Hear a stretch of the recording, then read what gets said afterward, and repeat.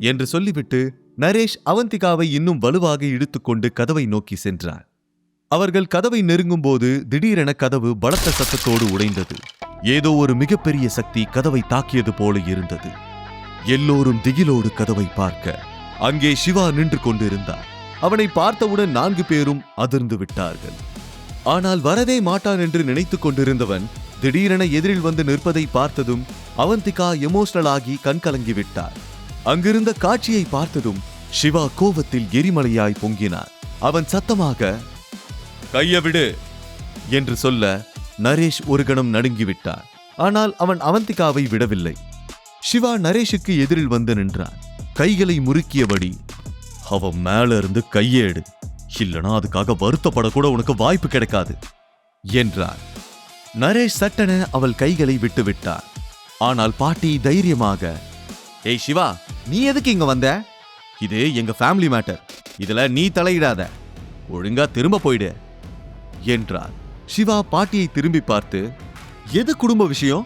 அவந்திகாவுக்கு இவ்வளவு பெரிய குடும்பம் பண்றதுக்கு பேரு குடும்ப விஷயமா என்றார். அதுவரை உயிரற்றவளாக இருந்த அவந்திகா அவன் குரலை கேட்ட பிறகுதான் மீண்டும் உயிர்ப்பித்தது போல உணர்ந்தார். அவள் போதையில் அரைகுறையாக, வந்துட்டியா? என்னை காப்பாத்த வந்துட்டியா? என்னை இங்கிருந்து கூட்டிட்டு போ என்றார். அதை கேட்ட சிவா அவள் நிலையை பார்த்து மேலும் கோபமாகிவிட்டார். நரேஷின் மார்பில் கை வைத்து பின்னுக்கு தள்ளினார். நரேஷ் ஜர்க்காகி பேலன்ஸ் இல்லாமல் சில அடிகள் பின்னோக்கி நகர்ந்தார். பின் அவந்திகாவிடம், நான் வந்துட்ட அவந்திகா, நீ பயப்படாத என்று சொல்லிக் கொண்டிருக்க பாட்டி சத்தமாக, அவளை உன்னால கூட்டிட்டு போக முடியாது, அவ எங்க வீட்டு பொண்ணு என்று கத்தினார். சிவா கோவமாக, ஏ கிழவி, நான் பொண்ணுங்க மேல கை வைக்கிறது இல்ல, என் பொறுமையை சீண்டி பார்க்காத, அப்புறம் தாங்க மாட்டேன். இப்ப சொல்றேன் கேளு, இனிமே அவ உங்க வீட்டு பொண்ணு இல்ல, இந்த நிமிஷத்துல இருந்து அவ எனக்கு சொந்தமானவ என்றார். பிறகு மீண்டும் அவந்திகாவிடம், டோன்ட் வரி அவந்திகா, நீ இப்போ சேஃபா தான் இருக்க, உனக்கு நான் இருக்கேன் என்று சொல்லி அவளை அங்கிருந்து அழைத்து போக நினைத்தார். அவந்திகாவின் கையை பிடித்துக்கொண்டு நகரத் தொடங்கிய போது நரேஷ் ஓடி வந்து சிவாவின் முதுகில் எட்டி உதைத்தார். ஆனால் சிவா அசையாமல் அப்படியே நின்றார். அவன் அப்படியே நிற்பதை பார்த்த நரேஷ் பயந்து விட்டார். சிவா அவளை சேஃபாக சுவற்றில் சாய்த்து நிற்க வைத்துவிட்டு பிறகு மெதுவாக நரேஷை திரும்பி பார்த்தார். நரேஷ் சிவாவிடம், யாரா நீ? அவ எனக்கு சொந்தம், வீணா தகராறு பண்ணாம விலகி போயிரு, எங்களுக்கும் ஆளுங்க இருக்காங்க என்றார். தூங்கிக் கொண்டிருந்த சிங்கத்தை தட்டி எழுப்பி விட்டோம் என்று நரேஷுக்கு தெரியவில்லை. சிவா அவன் மார்பில் எட்டி உதைத்தான். அந்த உதையின் பலத்தால் நரேஷ் சுவற்றில் மோதி கீழே விழுந்தார். அங்கிருந்த டீப்பாய் உடைந்து நொறுங்கியது. பாட்டி இப்போதுதான் முதல் முறையாக சிவாவின் இந்த முகத்தை பார்த்தார். அதை பார்த்து அவர் திகைத்து போய்விட்டார். ஆனால் ரேகா தந்திரமாக, அட பாவி, இப்படி அநியாயம் பண்றியே, நந்தினி வாழ்க்கை அழிச்சது மட்டும் இல்லாம இப்போ அவந்திகா வாழ்க்கையும் நாசம் பண்ண பாக்குறியா? அதை தட்டி கேட்க வந்த நரேஷ அநியாயமா கொன்னுட்டியே என்று பொய்யான அழுகையோடு நரேஷிடம் ஓடினார். அவள் சிவாவை ஒரு கிரிமினலாக ஃப்ரேம் பண்ணி பயமுறுத்த பார்த்தார். ரேகா தனக்காக அழுவதை பார்த்த நரேஷ் அதை உண்மை என்று நம்பி கொஞ்சம் உணர்ச்சி வசப்பட்டார். ஆண்டி, எனக்கு ஒன்றும் இல்லை, நான் நல்லா தான் இருக்கேன், அழாதீங்க ஆண்டி என்றார். நரேஷின் வார்த்தைகளை கேட்ட ரேகாவுக்கு அதிர்ச்சியாகிவிட்டது. அவள் எரிச்சலோடு, என்னது ஆண்டியா? நான் உனக்கு ஆண்டியா? எந்த ஆங்கிள் இருந்து நான் உனக்கு ஆண்டி மாதிரி தெரியுறேன்?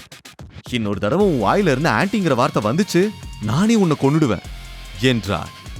ரேகா முகத்தை சுளித்தபடி திருப்ப நரேஷ் அவள் கையை பிடித்து, யார் ஆண்டி அவன்? ஏன் திடீர்னு உள்ள பூந்து ஆட்டத்தை கலைக்கிறான்? அவனுக்கும் அவந்திகாவுக்கும் என்ன சம்பந்தம் என்று கேட்டான். அதற்கு ரேகா, அவன் நந்தினியோட எக்ஸ் ஹஸ்பண்ட் என்றார். அதை கேட்டு நரேஷ் திகைத்து போனான். என்ன சொல்றீங்க? அவன் நந்தினியோட ஹஸ்பண்டா?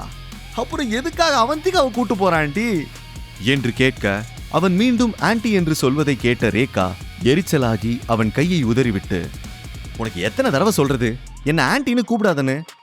என் கண்ணு முன்னாடி நிக்காத, ஓடிடு என்று திட்டிவிட்டு ரேகா சிவாவிடம் சென்று, சிவா, நீ யார பழி வாங்க இதெல்லாம் பண்ற? அவளை ஏன் அவன் வீட்டில இருந்து பறிக்க பாக்குற என்று கேட்டார். சிவா அலட்சியமாக ரேகாவை தலை முதல் கால் வரை ஒரு முறை ஏற இறங்க பார்த்தார். பின் அவளிடம், வீடா? எது இதுவா? அவந்திகாவை பொறுத்த வரைக்கும் இது ஒரு ஜெயில். சின்ன வயசுல இருந்து நீங்க எல்லாரும் அவளை சித்திரவதை பண்ணிருக்கீங்க. இப்ப வந்து பொண்ணுன்னு சொல்ல உங்களுக்கு கூச்சமா இல்ல என்று சொல்லிக்கொண்டே ரேகாவை நோக்கி நகர, அவன் தன்னை நோக்கி நெருங்கி வருவதை பார்த்த ரேகா பயந்து பின்வாங்கினார். உடனே பாட்டி சத்தமாக, நெல்லு சிவா, அவளை விட்டு என்று சொல்லி முடிப்பதற்குள் சிவா டேபிள் மீது வைத்திருந்த ஃப்ளவர் வேஸை எடுத்து வீசி எறிந்தார். அது ஜஸ்ட் மிஸ்ஸில் நந்தினியை கடந்து சென்று சுவற்றில் மோதி உடைந்தது. அதிர்ஷ்டவசமாக அது நந்தினியின் மீது படவில்லை. அதை உணர்ந்த நந்தினி சத்தமாக, ஸ்டாப் இட் சிவா, உனக்கு என்ன பைத்தியமா பிடிச்சிருக்கு என்று கத்தினார். பின் சிவா அவளை நெருங்கி வந்து, கொலை வெறியில இருக்க என்கிட்ட மோதாத என்று வான் செய்தார். அவன் கண்ணை பார்த்த நந்தினி சர்வமும் அடங்கியவளாய் அமைதியாகிவிட்டார். சிவா அவள் மேல் இருந்த கோவத்தை டேபிளில் வைத்திருந்த கம்ப்யூட்டர் மீது காட்டினான். அதை எடுத்து தரையில் வீசினான். அது உடைந்து நொறுங்கியது. நந்தினி அதிர்ச்சியோடு காதை பொத்திக் கொண்டார். உடனே பாட்டி, டேய் சிவா, இதுக்கெல்லாம் நீ விலை கொடுக்க வேண்டியிருக்கும், நான் உன்னை மன்னிக்கவே மாட்டேன் என்றார். ஆனால் அவன் பாட்டியின் வார்த்தைகளை கண்டு கொள்ளவே இல்லை. அவந்திகாவிடம் வந்து, வா போலாம் என்று சொல்லி அவந்திகாவை தன் கைகளில் ஏந்தி நடந்தார்.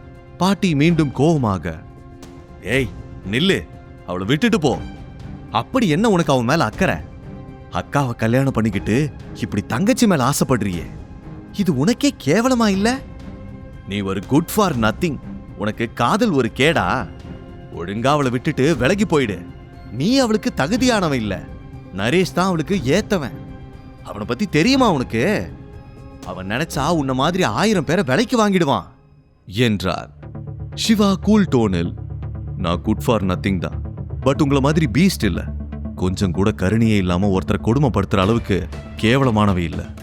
அண்ட் இந்த நரேஷ், அவனால என் முடிய கூட வாங்க முடியாது என்றான். அதை கேட்ட நரேஷ் மெதுவாக தைரியத்தை வரவழைத்துக் கொண்டு, நீ தேவையில்லாம சிங்கத்தை சீண்டி விட்டுட்ட, இனி உன்னால இங்கிருந்து எஸ்கேப் ஆகவே முடியாது என்றான். சிவா நரேஷை பார்த்து கேவலமாக ஒரு சிரிப்பு சிரித்தான். அதை பார்த்ததும் நரேஷுக்கு நரம்பு புடைத்தது. சிங்கமா? நீயா? நீ ஒரு நாய், முதலாளியோட கால நக்கிற நாய். அது மட்டும் இல்ல, நீ எப்படி இவ்வளோ சீக்கிரம் பணக்கார ஆனன்னு எனக்கு எல்லாமே தெரியும். உன்னோட ஜாதகமே என்கிட்ட இருக்கு, உன்னை பத்தின எல்லா ரகசியமும் எனக்கு தெரியும் என்றான் சிவா.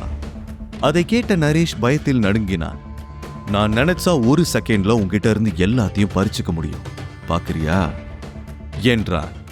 நரேஷுக்கு உள்ளுக்குள் ஒரு பயம் இருந்தாலும் அதை காட்டிக்கொள்ளாமல், சும்மா என்ன மிரட்டி பார்க்காத, உன்னால என்ன ஒன்னும் பண்ண முடியாது என்று சொல்ல, சிவா அவந்திகாவை ஏந்தியபடி போனை எடுத்து ஒரு நம்பருக்கு டயல் செய்தார். அதை பார்த்த பாட்டி, நீ யாருக்கு வேணா கால் பண்ணு, இதுக்கெல்லாம் நாங்க பயந்துருவோமா என்று சொல்லிக் கொண்டிருக்க, சிவா பாட்டியை பார்த்து, நான் அவனை கூட மன்னிச்சிடுவேன், ஆனா உங்களை என்னால மன்னிக்கவே முடியாது. எண்ணில இருந்து உங்க கவுண்ட் டவுன் ஸ்டார்ட் ஆயிடுச்சு. இனிமேதான் இந்த சிவாவோட கேமை நீங்க முழுசா பார்க்க போறீங்க. இதை சொல்லிவிட்டு சிவா செல்போனில் யாரோ ஒருவரிடம் பேச ஆரம்பித்தார். பேசும்போதே அவன் செல்போனுக்கு நூற்றுக்கணக்கான மெசேஜஸ் வந்து குவிந்தது. சிவா போனை எடுத்து ஒரு நம்பருக்கு டயல் செய்து, நரேஷ், எஸ் அதே நரேஷ் தான், அவனை பத்தின எல்லா டாக்குமெண்ட்ஸையும் எனக்கு இப்பவே அனுப்பி வைங்க and terminate his job right now. இதை சொல்லிவிட்டு அவன் போனை துண்டித்த ஒரு சில செகண்டுக்குள் நரேஷின் செல்போன் ரிங் ஆனது. நம்பரை பார்த்த நரேஷ் அரண்டு விட்டான். அவனுடைய பாஸிடம் இருந்துதான் கால் வந்தது. போனை எடுத்து நடுங்கும் குரலில், ஹலோ பாஸ் என்று சொல்ல, நரேஷ், இனிமே நீங்க ஆபீஸ்க்கு வர வேண்டாம், யூ ஹேவ் பீன் டெர்மினேட்டட் என்று சொல்ல, அவன் அதிர்ச்சியில் உறைந்து நின்றான். அவன் கையில் இருந்த போன் நடுவி கீழே விழுந்து உடைந்தது. அவன் சிவாவை திரும்பி பார்த்து ஷாக்கிங் டோனில், டேய் யாரா நீ, என்னடா பண்ண? என் ஜாப், என் லைஃப் எல்லாமே என்னை விட்டு போயிடுச்சு என்றான். சிவா அமைதியாக, இதுக்கே கவலைப்பட்டா எப்படி, இது வெறும் ஆரம்பம்தான் என்றான். அதை கேட்ட நரேஷ் வெளவெளுத்து விட்டான். அவனுக்கு ஜாப் போய்விட்டது என்று கேள்விப்பட்ட மறுநொடியே அவனுக்குள் இருந்த ஆணவமும் அழிந்து விட்டது. சிவா ஒரு நொடியில் அவன் வாழ்க்கையே தலைகீழாக மாற்றிவிட்டான். நிச்சயமாக சிவா ஒரு சாதாரண ஆள் இல்லை. அவனால் சொடக்கு போடும் நேரத்திற்குள் ஒருவரின் லைஃபை காலி செய்துவிட முடியும். அந்த அளவுக்கு அவனுக்கு பவர் இருக்கிறது என்று தெரிந்தவுடன் நரேஷ் மண்டி போட்டு அவனிடம் மன்னிப்பு கேட்க ஆரம்பித்து விட்டான். சார் ப்ளீஸ் சார், என்ன மன்னிச்சிருங்க சார். ரேகா ஆண்டி பேச்சை கேட்டு நான் பண்ணக்கூடாத தப்பா பண்ணிட்டேன். ப்ளீஸ் சார், இனிமே இப்படி பண்ண மாட்டேன். என் வேலையை எனக்கு திருப்பி கொடுங்க சார். இனி உங்க வழிக்கே நான் வரமாட்டேன் சார் என்று கெஞ்சினார். ஆனால் அவந்திகா விஷயத்தில் சிவா யாரையும் மன்னிக்க தயாராக இல்லை. அவந்திகா மேல கை வைக்கிறதுக்கு முன்னாடியே நீ இத பத்தி யோசிச்சிருக்கணும் நரேஷ். இப்ப வருத்தப்பட்டு நோ யூஸ். நீ செஞ்ச தப்புக்கு இது ரொம்ப ரொம்ப சின்ன தண்டனை தான். ரேகா ஆண்டியே சொல்லி இருந்தாலும் உனக்கு சுய புத்தி இருந்திருக்கணும் என்றான். சிவா கண்டிப்பாக தன்னை மன்னிக்கப் போவதில்லை என்று புரிந்த நரேஷ் தரையில் படுத்து அழ ஆரம்பித்து விட்டார். முழு கதையையும் கேட்டு மகிழ பாக்கெட் FM ஏப்பை டவுன்லோட் செய்யுங்கள். லிங்க் டிஸ்கிரிப்ஷனில் கொடுக்கப்பட்டுள்ளது.